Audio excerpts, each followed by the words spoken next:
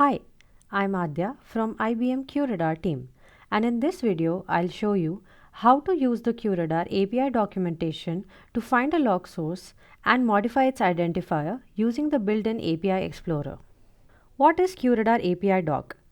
In IBM QRadar, the RESTful API documentation is built into the QRadar console and can be accessed through an interactive web interface.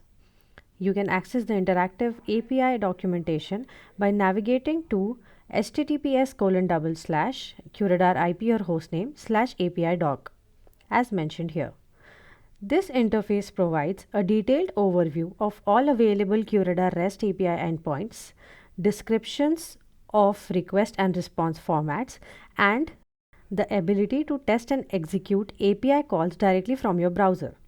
It is useful tool for developers and administrators to understand how to integrate with and automate QRadar functionality through its API. Let us take an example of modifying the log source identifier for a particular log source. So first we'll have to log into QRadar, and once we have logged in, we will mention API_doc after the URL. This will open the API documentation.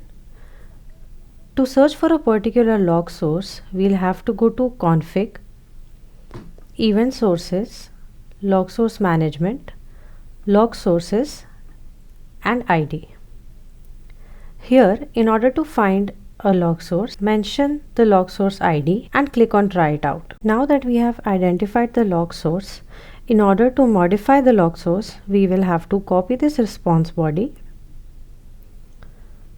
Here we are changing the identifier value, so I will be changing this identifier value to a test value. Post making these changes, copy this code snippet, go to post,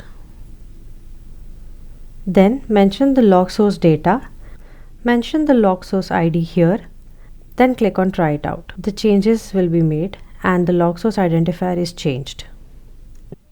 To recap, the QRadar API doc helps you explore and test API endpoints directly from the browser. You can use it to find detailed log source configurations. To update a log source's identifier, use the get and post methods with the correct JSON body. That's all for this video. Thank you for watching. If you need more information, check the QRadar documentation linked in the description.